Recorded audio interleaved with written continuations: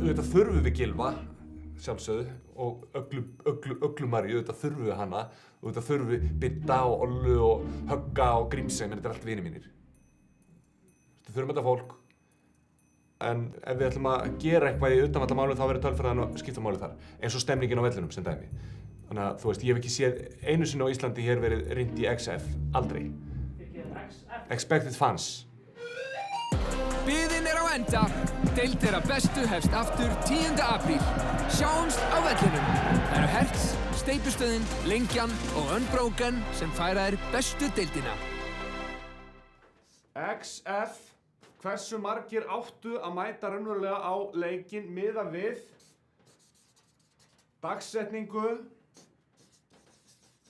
veðurfar,